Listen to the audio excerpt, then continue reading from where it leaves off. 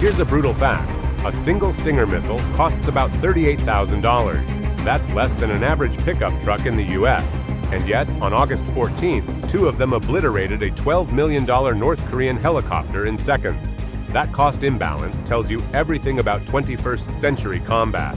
Old hardware, no matter how big or loud, simply cannot survive when precision meets training. And that lesson hit the Yellow Sea like an explosion. Before we move on, please take a moment to subscribe to the channel and like the video. The Mi-24 Hind was never designed to look graceful. It was built to terrify.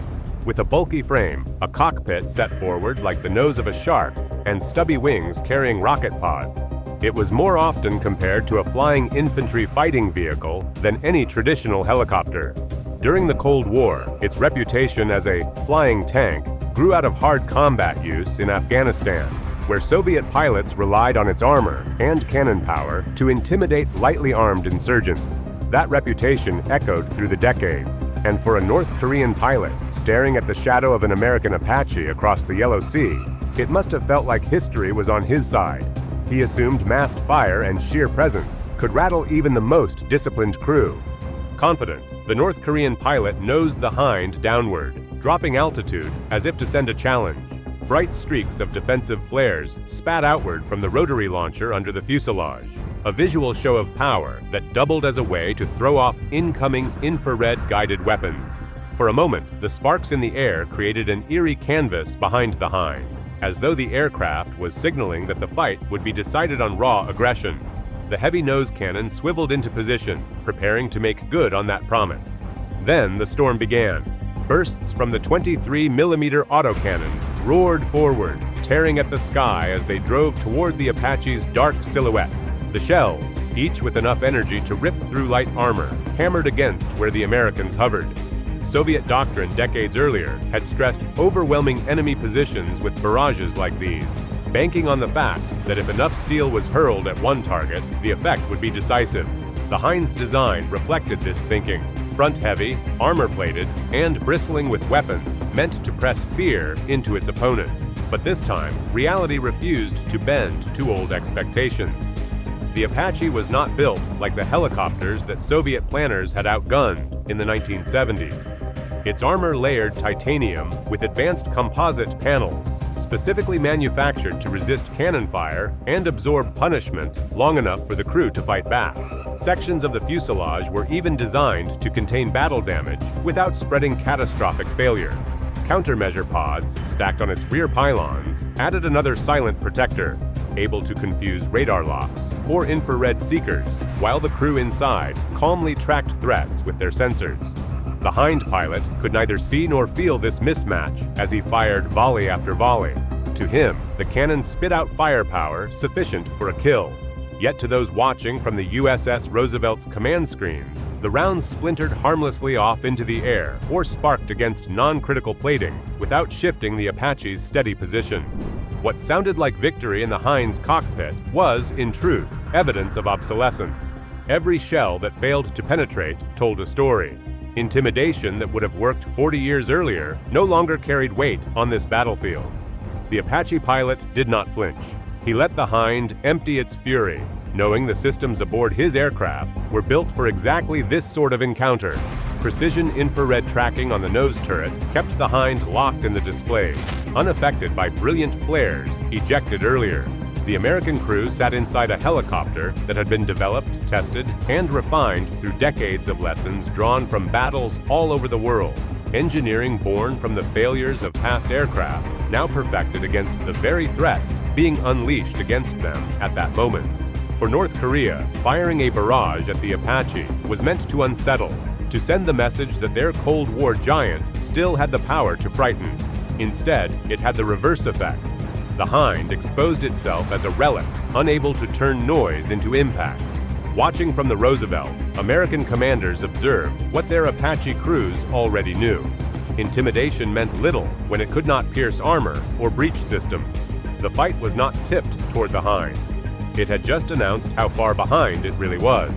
The Apache's resilience swung the balance without firing a shot. That miscalculation would only grow worse for the Hind, because persistence in the face of futility rarely ends well. And as the Soviet-era gunship tried to push even harder, the Americans were moments away from showing why resilience, not fear, sets the course of combat. The Apache held altitude above the Yellow Sea, as though cannon fire were only background noise.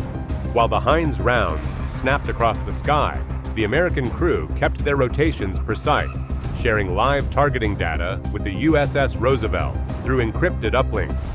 Every movement, every adjustment of the infrared cameras was relayed back to the ship, creating a running digital picture of the battle.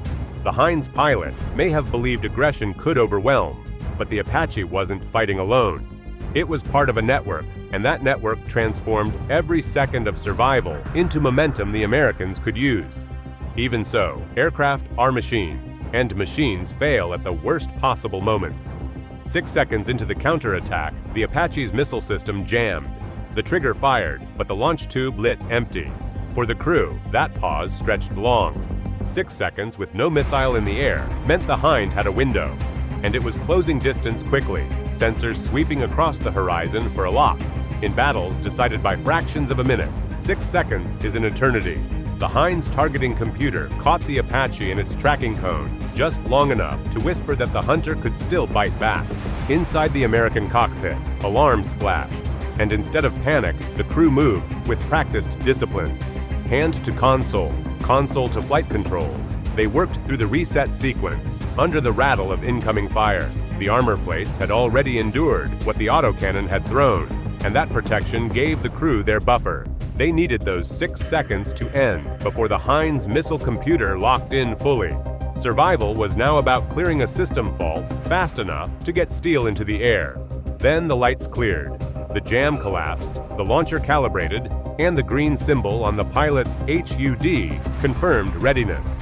2 AEM-92 Stinger missiles streaked free in less than 2 seconds, trails flaring against the dark water below. These weren't massive cruise missiles. They were $38,000 weapons, small, quick, and accurate, designed for moments exactly like this. The first locked to the Hind's blazing heat signature, slamming into the port engine. The blast ripped metal away, shredding the turbine and throwing smoke from the fuselage. For an instant, the helicopter tried to steady, rotors fighting physics, but the second missile was already closing the gap. It struck directly into the central body of the Hind, tearing the armored cabin into burning fragments. The fuselage split, pitching sideways as fire carved through electrical lines and fuel cells. In less than 4 seconds, the aircraft that had pressed its cannon into the fight became falling wreckage. Its last traces, a spray of debris flashing against the surface of the water before disappearing under the waves. The destruction of the Hind showed that intimidation built on outdated platforms is not power, but a path to failure. A helicopter once feared for brute force collapsed instantly when challenged by resilience and precision. The message was clear. Modern battle rewards those who combine protection, accuracy, and integration, not those who rely on noise and history. If a $12 million aircraft can be removed from the sky in 4 seconds, what does that signal to anyone planning to test U.S. dominance at sea? Strength today is measured in systems that survive and strike, not in relics that roar and fall.